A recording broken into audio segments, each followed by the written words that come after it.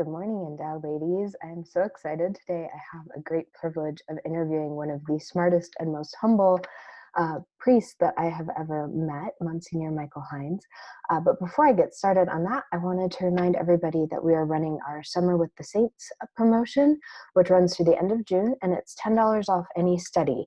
So the discount code is, oh, you're not going to be able to see it, is hashtag Summer Saints 2020. So please feel free to use that discount code for $10 off and spend your summer learning more about all of our amazing sisters in Christ and what they went through. So enjoy, and we'll be on with the interview in just a few minutes. All right, good morning, Endow ladies. My name is Katie Smith, and I'm the Executive Director of Endow, and it is my great privilege to introduce to you this morning Monsignor Michael Heintz. We go back to 2011 when I started in the MDiv program at Notre Dame, and he is one of the most humble, charitable priests I have ever known, and he's currently at Mount St. Mary's Seminary helping to form our future priests. And so since our charism is to pray for priests, I thought he would be one of the great people to interview to find out a little bit more. So Monsignor, I'll let you say a few words about yourself. Well, thank you, Katie. It's a joy to join you virtually. Yes, I was at Notre Dame. I'm a priest of the Diocese of Fort Wayne, South Bend, Indiana. I was at Notre Dame for about 12 years, the last 6 of which I was the director of the MDiv program there, and got to know wonderful people like Katie and her colleagues and peers who were just, it was life-giving to work with them. And then going on 5 years ago now, I was asked to teach at Mount St. Mary's Seminary in Emmitsburg, Maryland, which I'm doing formation work there, spiritual direction, teaching. And 2 years ago, I was asked to be the dean, so I'm now the dean as well, which means added largely just bureaucratic administrative responsibilities, overseeing curriculum and things like that. But I certainly love what I do. I'm grateful for the fact that at Christmas and over the summers, I'm able to come back to my diocese and assist in parishes and do pastoral work. First of all, because they could use the help, and secondly, it's just life-giving. So happy to do that. I'm happy to be here today. Thank you. Well, thank you so much for being with us. So as you ladies know, we pray for our priests all the time, but especially on Friday, we'll feature on social media a particular priest to pray for. And I know just how important it is for us to have that charism of praying for priests, because especially as women, we have the feminine genius and also this receptivity towards others. And so one of the questions I was going to ask Monsignor Heintz is how can we best pray for our priests? What, especially our seminarians, what do you see as most fruitful? Sure, I really appreciate it. I think first of all, thank you for the prayers for all of us. I think that seminarians today, the thing that, and it's a generational thing by and large, as you can imagine, you see among your peers, commitment is a difficult thing, and commitment to marriage, commitment to religious life, commitment to priesthood is a very scary thing for a lot of millennials and post-millennials. I don't know what they're calling post-millennials now, but and I think that I find that there are too many men who don't have fortitude, and so they need perseverance. And I think that seminary isn't always easy, but actually nothing in life is ever that easy. And I think that for some of them, in a culture where often when things get rough, people are allowed to just stop or quit or give it up. And discernment and formation, no one's supposed to be giving up on marriage because it's hard. Right. You have to work through it and persevere. And I think that seminarians, praying for their perseverance is really important, because we talk often about, and we certainly preach about, the theological virtues of faith, hope, and charity, but I don't think we spend enough time perhaps talking about the natural virtues, including fortitude, which I think that if we put all our eggs in the basket of theological virtues, we miss some more fundamental things. Right. And I think St. Catherine of Siena said fortitude in some ways is more important than charity, because without fortitude, you won't remain in charity. And there's some wisdom, certainly wisdom to that. So I think that the men coming to formation today are earnest, they love the Lord, they love the church, they're desirous of serving. They struggle with all the typical cultural challenges all people of that generation do. the over digitization of their lives, Yeah. screens and phones and iPads and all kinds of things. And because of that, they're used to relating. There's a way of relating that comes from overuse of digital media that isn't the same thing as sort of interpersonal communion. Right. And so one of the things I think all of seminarians are learning today is actually vulnerability, intimacy, real friendship. Virtual relationships aren't real. No. They can supplement, if grandma's in Florida and you want to show pictures or talk to the grandkids, it's a wonderful thing to be able to do. But clearly it's not the same thing as being with grandma or having grandma with you. Right. And I think that for some men, they come to a seminary and discover for the first time, wow, this is what friendship is like. This is what real human relationships are like. And so I find them very, very open and willing to be vulnerable with one another and with the formators about their situation. So I think perseverance is the biggest thing, I think, because again, I know more men, I can imagine there are more men who've left seminary who should have stayed than who stayed who should have left. And there's certainly members in both categories, but I sometimes see men discern out and it's like, you're going to go on sputtering, right, whatever else step you take next. And they're desiring a kind of clarity that isn't possible this side of the grave. And so they won't commit until, I've seen this phenomenon as a parish priest with young, earnest and devout couples who'll be dating for 7 years, waiting for that, the hermetically sealed message from on high, telling them, yes, this is the person you're supposed to marry. Faith and vocation involves some risk, and to trust, so married couples, they really need to trust their friends, the people who love them, to help them make that discernment. It's not just Joe and Jane Catholic discerning marriage, it's Joe and Jane Catholic as part of a Catholic family, right.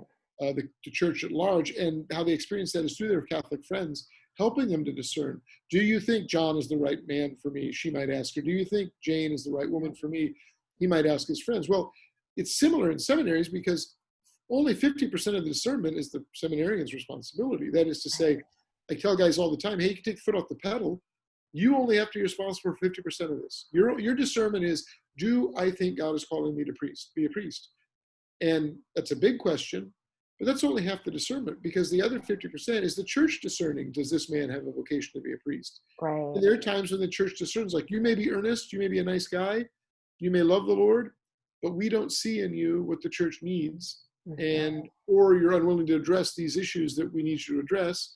So we ask you to step away from formation because you're in no way able right now to do the work that's required. Right. So the church is discerning the men as much as the men are discerning the church. Right. I think we oftentimes forget that. We assume that the priesthood is a right, and it's not a right, not according to the catechism, not according to canon law. Yeah, and again, and I think there's such an emphasis in our culture on personal individual rights and individual choice, which is, it's important. Personalism is important. Individualism is a problem.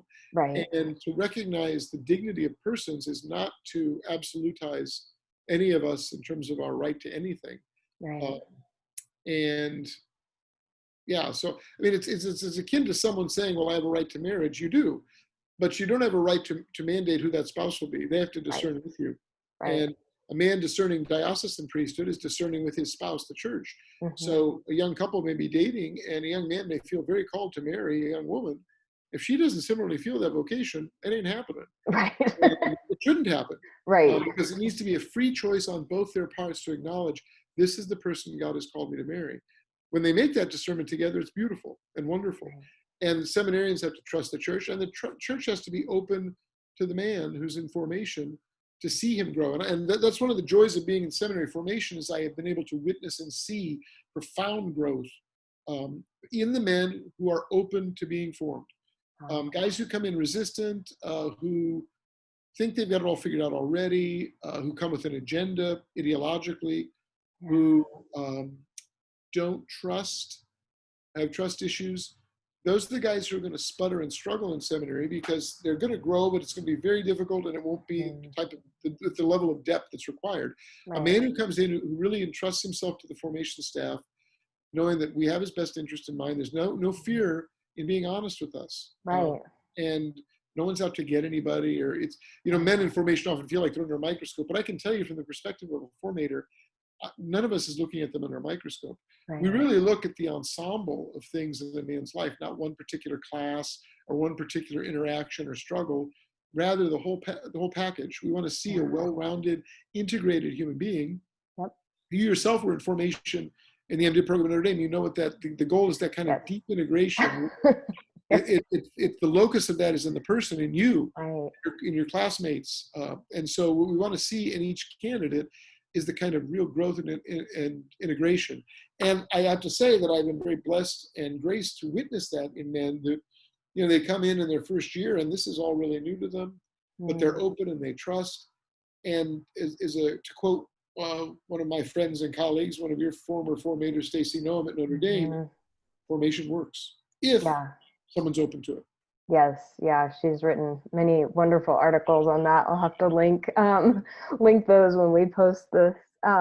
One of the questions I was going to ask in follow-up to that is, after a priest is ordained, like, it's great you have the seminary formation and the community that's with him, but what can we do to help men and women, the laity, to help if we start to see a priest who's really struggling in his vocation? Great question. I think that one of the challenges these seminarians have faced and are facing is that they have such a deep experience of fraternity in the seminary. Most of them are going to go back to dioceses where after the first couple of years they'll live with a priest.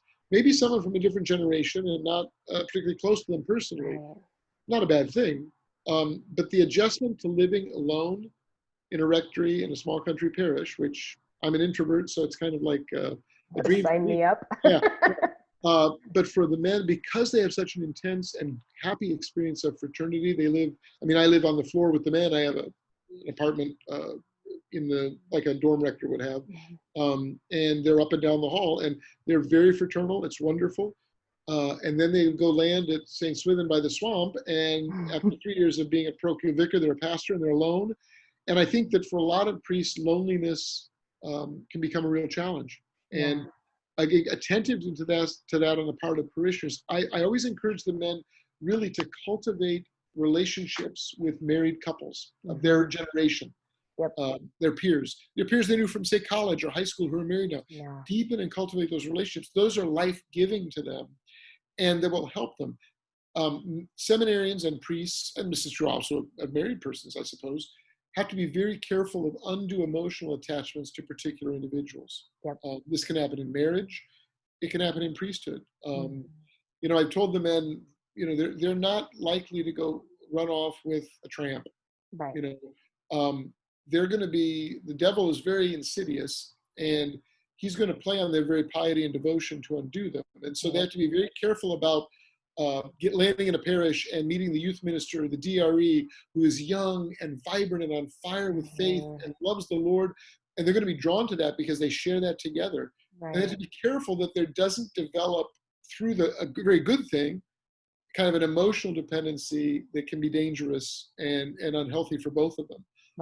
Again, nothing untoward, necessarily physically. Just so priests have to be very much on guard. Like we have to have a strong interior life, and if we don't cultivate that, we're going to get into trouble. And even when we cultivate it, we still need really healthy, affectively rich relationships with a broad range of persons, rather than an exclusive friendship with any particular individual. Whether it's another priest or another layperson. We need a range of relationships that are life-giving to us so that, it doesn't depend on the center of gravity in my life as a parish priest should not be any one individual. Can't be. It's got to be the Lord first, but also even within that, a range of individuals who are life-giving to me and for whom I'm life-giving. And I think men will find that. So I think one of the greatest challenges is the loneliness, the down that's experienced after living for 6 or 8 years in a community of like-minded, type A, overachieving males, a lot of alpha males in the seminary, and then they land in a parish and they're all of a sudden alone. And they don't have accountability, they don't have fraternity. They have to be I tell them all the time, you have to be intentional about such things. You can't wait for it to happen. You have to take control. One of my colleagues has a great line: be the protagonist of your own formation. Ooh, I like that. You've got to be you've got to be the one who takes control of don't wait for things to happen and then feel sorry for yourself when they don't. You need to have a day. Every Christian, as far as I'm concerned, needs this, but certainly Mm. exercise, prayer, study, emotionally. And so to land in a parish, a young priest should have in his mind, okay, I've been assigned to parish X. One of my good priest friends is at parish Y. I'm not going to be able to hang out with him every evening in a room and watch TV and talk. Right. So I've got to be intentional about what that looks like. I've got to make the initiative to say, hey, Father Brad, can we get together once a week, pray, have a meal together, fraternity, conversation, prayer together, have fun together, vacation together. He's got to take the bull by the horns. He's got to be a protagonist for himself and make that happen, because it won't happen. And this is, again, equal. The analogs with marriage are remarkable. It won't in a marriage as well. There's got to be a proactivity. Don't wait for bliss to come to you. You've got to work to make it. Right. And I've seen that a lot. We have a lot of just wonderful, holy young women who feel like they're stuck and they're just waiting for that, right person to come along. And like you're saying, like, you have to be that protagonist. They could, go find those friendships, go after it. Don't just, sit there and wait for it to come to you. And the challenge in our culture is, like, people don't know how to date. No. They don't know how to be engaged. Right. And the only culture that people mostly encounter is the hookup culture, which Yep. no devout person wants to be part of. So where does a young Catholic find or meet someone of like mind? I must say, I've done a number of weddings where the couple has met on Catholic Match. Yeah. Yep. Because at least there's a pool of people you would think share the same worldview. Right. And it's a great challenge. There's a lot of loneliness. Yeah. I mean, COVID has exemplified it or exaggerated it considerably. But even before that, a great deal of the loneliness in people's lives. And the irony is, for as many means of communication as we have to keep in touch with one another, from email to cell phones to texting to Skype to Zoom to any number of instruments, Right. the quality of people's relationship one to another is quite sad. It's the level of the depth, intimacy, vulnerability, friendship, communion is substandard, and people are deeply lonely, and yet they have 285 Facebook friends or whatever, but they're still lonely because those aren't real friends. Real friends are people you can be with. Right. Yeah, absolutely. I mean, they may be real friends, but the digital world is not the forum for real friendship.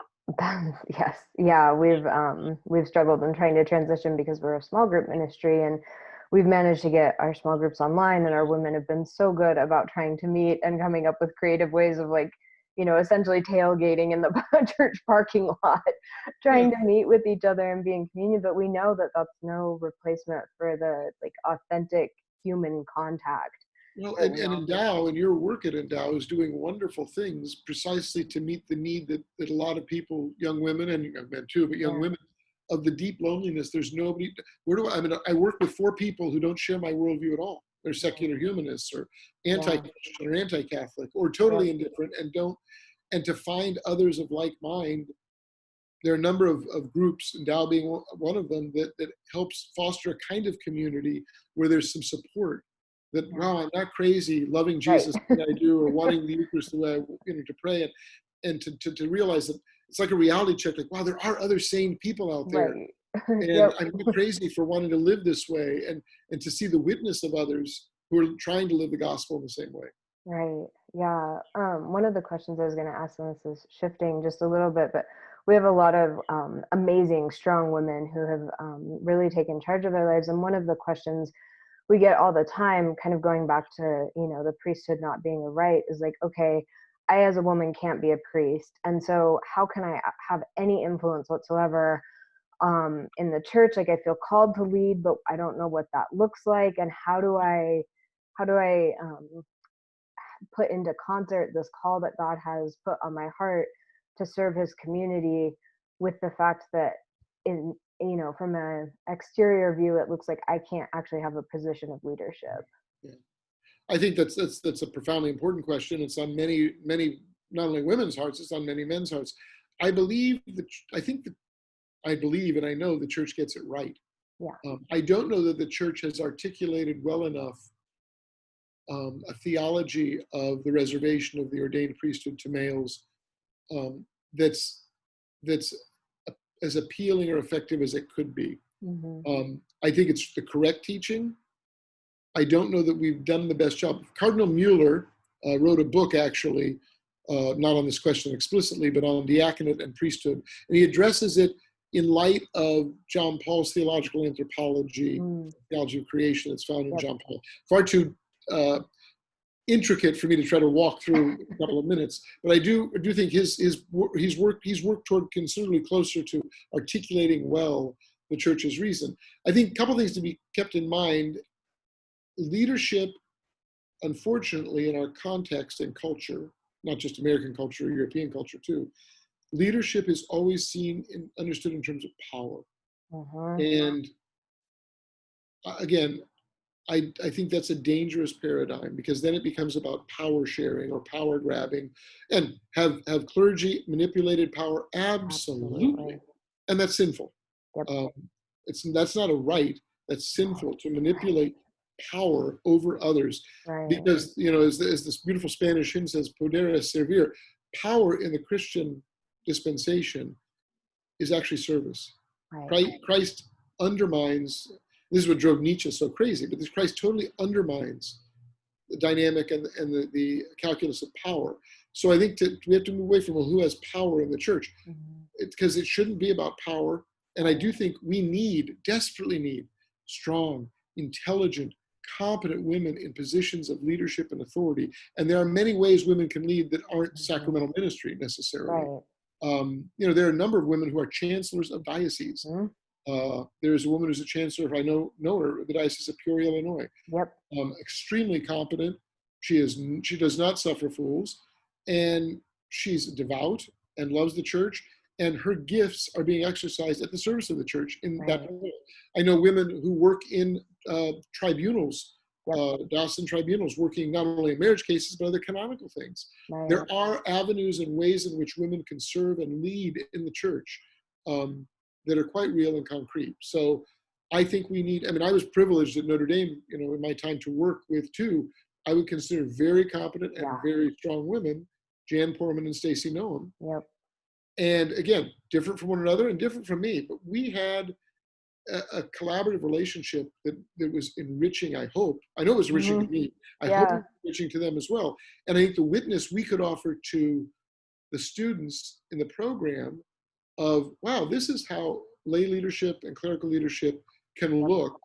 And I think priests have a very important obligation to model in their parishes what their staff, again, you got a small staff, doesn't matter the size or the budget, how we model leadership and relationality, collaboration with the men and women of our parish who work with us in leadership in the parish, whether it's someone who's directing our CIA or someone who's the business administrator of the parish. That these aren't people who work for me; they're people I work with for the parish. That doesn't abdicate my authority as a pastor to have the buck's got to stop somewhere.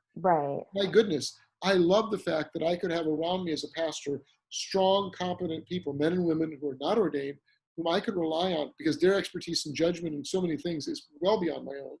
And it doesn't mean that I simply asked them and did what they said, but their input and their guidance was pivotal in all the decisions I made.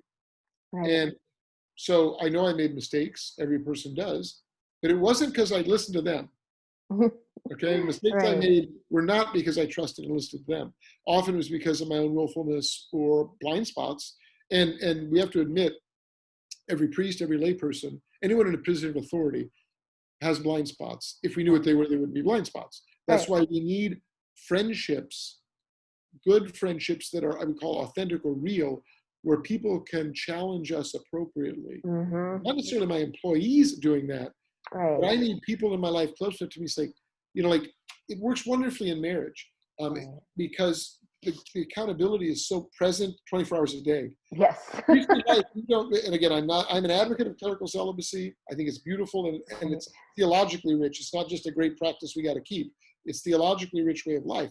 However, the occupational hazard of celibate males is that they can, in the name of celibacy, insulate themselves from real relationships because they're either afraid of them or because they like the sort of power it gives them over those people, because those people could never challenge or call into question. We need to have, it doesn't mean everyone has the same sort of entree into our inner circle of friendship, but I do think priests need to have friends in their life, men and women, who can say, what is that about? Yeah. That was weird. Because you Why think did you about it, just do that? there are a number of priests, not just priests, but celibate, priests because they're celibate. There are any number of older priests who are wonderful men. They're virtuous, they're good, they're holy, they love God and the church, and who have all kinds of weird quirks because no one's ever called them on it. Right. Like human formations, we do that in seminary, but after seminary, it's up to the man and his friends to continue human formation. Right. I'm not going to call a guy who died 2 years ago in Lincoln and say, how's your human formation going? He's responsible for that. And that's Right. done by real, vibrant, living relationships with colleagues, men and women who are more than just colleagues, friends, who can call us, hold us accountable and say, like, Right. that was so strange or odd, or do you realize how you came across? We need that reality check. Yeah. And so I'm grateful in my life. I have a number of, we all have layers of intimacy in our life where we allow some people in so far and others. I have friends that I think, and I know because they've done this, who are willing and able to call me out when they think I need to be called out. Right. And it doesn't mean that they're infallible and I'm solely fallible, but I need that reality check. Right. And in marriage, there's the grace of living every day and rubbing elbows every day with the person you love, who usually has no trouble saying, like, what was that about? What were you thinking? Which is beautiful. Yeah, what were you thinking? Which is beautiful. We need that in our lives too. So a roundabout answer to a complex question, but I do think we need to stay away from paradigms of power, or at least power is sort of understood as in organizational models like corporations and such, where CEO and people under him. Again, the best witness of what priestly leadership looks like is the pastor who is, it's an overused term, but is a servant leader. Yep. Who leads by doing and inspires his people because he's washing feet all the time. Right. Yeah. And that's the one that people are going to trust and follow. Right. The imperious pastor who, because of his office, thinks that alone gives him power. Look, if there's anything in the last 20 years that's become evident in the church, is that no longer do priests get a pass, or bishops get a pass, or cardinals get a pass. Right. That, well, we have to trust them because they have authority. No, we have trust now has to be earned. Yep. And we have to work very hard to earn and then maintain the trust of the people we serve. Unfortunately, that train has left the station where it was automatically granted to a cleric. Maybe it's sad that it had to happen that way. Maybe it's for the best because maybe it makes us more accountable, less likely to be imperious. But we have to earn and maintain the trust of the people of God. Yeah, I think that was one of the most profound. I mean, there were many profound moments in graduate school and humbling moments, but being in formation alongside seminarians and knowing like we're still friends, we'll be friends forever, but we can call each other out on like, okay, what were you thinking? Why did you do this? It's those friendships are just so important for me as a married woman, but also for them. I can't speak highly enough of them. And just helping each other to try to figure out, okay, like how can we better serve the people we are, it is incredibly humbling when you think about it, but we are tasked with serving. Like, how can we best keep their interests at the forefront of our minds? It's overwhelming to think about. Lots of prayer needed. But it's beautiful, and they're better priests for your friendship with them.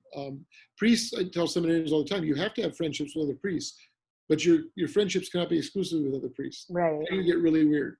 Right. You need to have friends who are not priests, but who relate to you as a human being, not first as a human being, not as a priest first. Which doesn't mean they don't respect the priesthood. It means that they know you, and most of the friends that I'm closest with are from my grade school and high school days. So they've known me as Mike or Michael long before I was ever ordained. And they know me really, really well. And their friendship and their witness, like many of them are married, their witness teaches me all the time about unselfishness, patience. I told friends of mine, they have 7 children. The oldest is my godson. I'll be witnessing his marriage next month. And like the patience that I've seen them like demonstrate in raising their children and in correcting their children and loving their children, it's like, I don't know that I have the gifts for that. And it's so overwhelming to see it and to see the witness and to be so moved by it and to be taught and edified by it. And so that I'm learning all the time from my friends who are not priests. I learn from my priest friends too, but they're not usually as interesting as my lay friends. Yeah, you throw kids into the mix and it gets really interesting really quickly. Well, just one final question before we wrap up. Is there anything as a seminary formator and in all the years that you've served in ministry, if you could communicate one thing to our women who are trying so desperately to learn more about their faith, to fall deeper in love with Jesus, to encounter those saints, to live out their feminine genius, what would kind of be the one piece of advice you would give them? I think that it's the same advice I would give a seminarian, a priest, a man preparing for marriage, a woman preparing for marriage. The two things that vocationally, regardless of the state of life, the two things that I think are absolutely essential that we can never surrender are fidelity and generosity. It's so easy to want to quit, to let up. You get worn down, whether by children who are becoming a handful, or by a spouse that's not as supportive, or by a pastor who doesn't get your vision, or by people who don't appreciate your gifts in the parish. Whatever it is, we have to remain faithful and never stop being generous. You think about it, what does anyone desire in a spouse? Fidelity and generosity. Should we desire in a priest? Fidelity and generosity. And so my word to all of us, I always preach to myself first, fidelity, generosity. That's what we need to focus on. And the Lord sees that, and he looks upon it with love, and he smiles. When he sees a young mother or an older mother, doing some task that's menial, they do it out of love, even though it's a pain in the neck. No one sees it. They're not rewarded for it. The children don't appreciate it. The Lord sees it, and he looks on it with love. And that's the audience we should always worry about. Not the one that not what we can, all our works are not performed to be seen. And to do the daily tasks with fidelity and generosity, that's where holiness is found. The Cosad's sacrament of the present moment. To find God in every moment. That my vocation, my call to holiness right now is being lived out by being on this interview with you. Period. I know that's God's will for me. And if I'm faithful and generous in doing that, I'm doing what God wants.